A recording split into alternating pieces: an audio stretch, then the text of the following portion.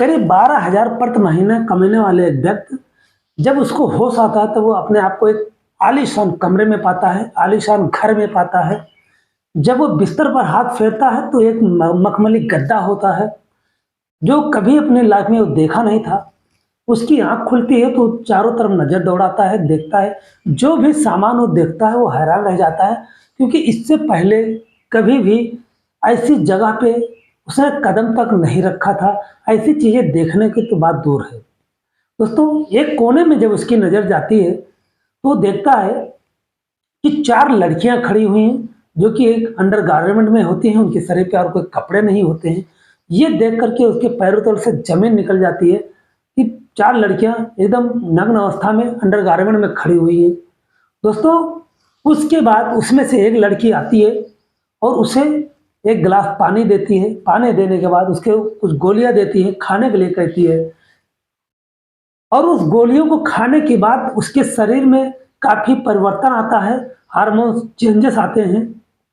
और दोस्तों, उसके बाद वो चारों लड़कियां उसके साथ बारी-बारी से क्या करती हैं और बहुत ही भयावह करती हैं, बहुत ही भयानक करती हैं।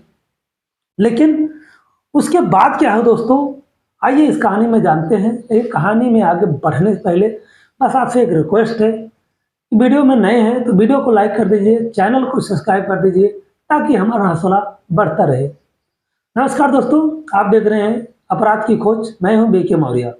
दोस्तों, दरअसल ये कहानी पंजाब प्रांत का जालंधर जिला है और जालंधर जिले में एक इलाका लगता है कपूरथला रोड। कपूरथला रोड में एक लगभग 8 साढ़े 8 बजे का टाइम हो रहा था और एक मजदूर व्यक्ति अपने चमड़ा फैक्ट्री से छुट्टी होकर के घर जा रहा था।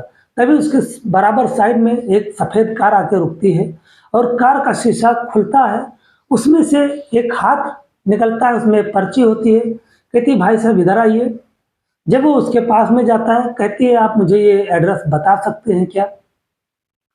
तो वो कहता है मैडम ऐसा है कि मैं 12,000 रुपये महीने कमाने वाला आदमी हूँ, एक मजदूर आदमी हूँ, मैं पढ़ा लिखा हूँ नहीं, मैं आपको इसमें पढ़कर क्या ही बता सकता हूँ, कृपया आप किसी दूसरे से पूछ लीजिए।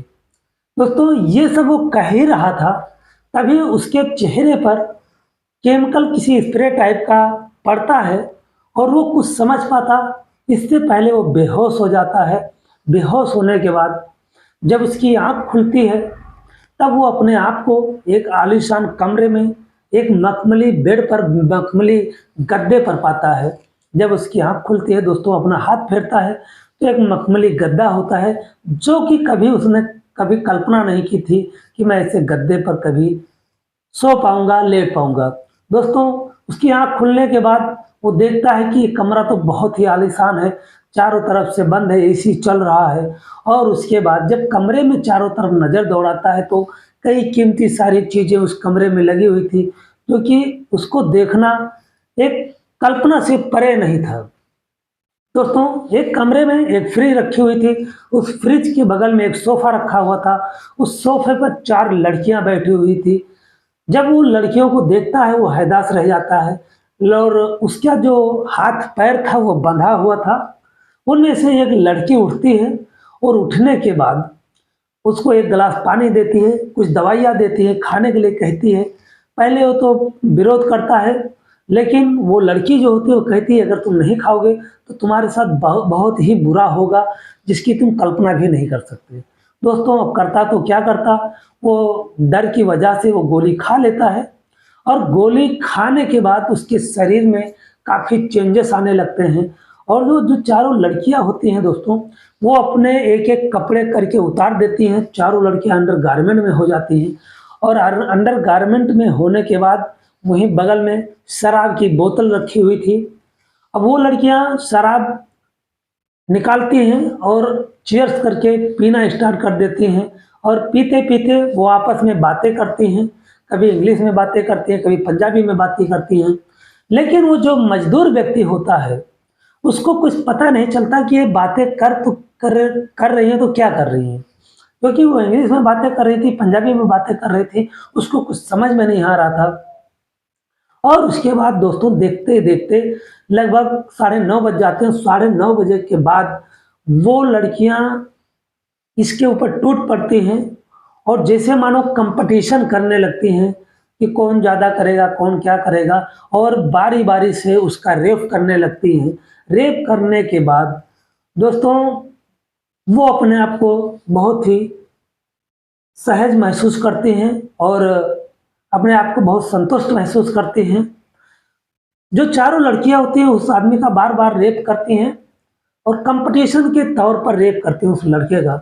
उसके बाद लगभग 3 बज समय हो जाता है सुबह का, और फिर उस लड़के का हाथ पैर बांध करके उसी गाड़ी में डाल करके उसी जगह पर लाकर छोड़ देती हैं जिस जगह से उसको उठाया था। फिर वो लड़का करता तो क्या करता, अगले दिन वो पुलिस स्टेशन जाता है, लेकिन पुलिस स्टेशन के बाहर से ही वो वापस आ जाता है ये सोच करके कि अगर मैं जाऊंगा तो मैं पुलिस को क्या बताऊंगा, क्या कहूंगा, और मैं 12,000 कमाने वाला आदमी इस पुलिस के चक्कर में, केस के चक्कर में कहाँ पड़ूंगा। और ये सब सोच करके वो वापस चला जाता है। वापस जाने के बाद वो सब बातें अपने घर वालों को बताता है। घर वालों के माध्यम से जब ये बात मीडिया तक पहुंचती है, तमाम सारे वेब पोर्टल पर ये खबर तैरने लगती है।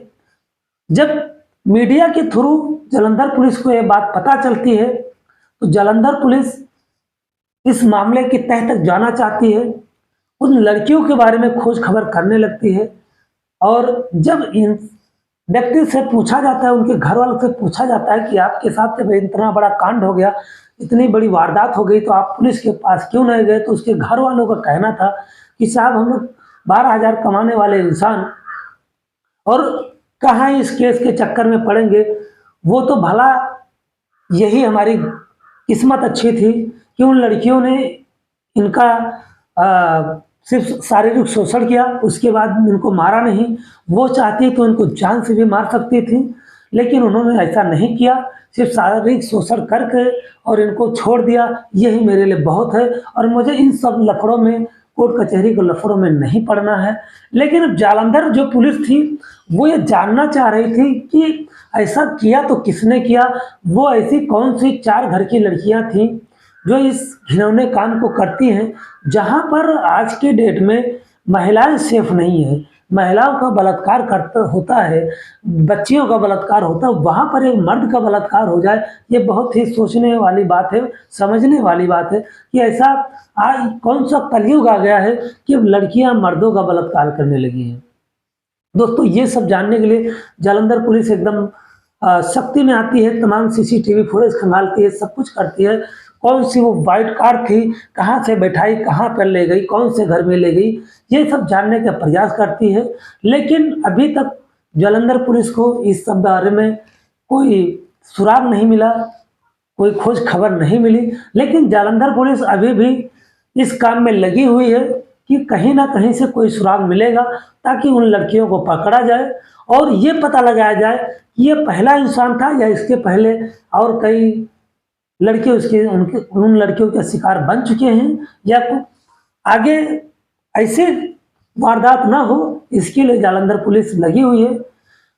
दोस्तों इस कहानी को सुनाने का मकसद मेरा किसी के दिल को ठेस पहुंचाना नहीं, किसी की भावना को आहत करना नहीं, बस आपको जागरूक करना है।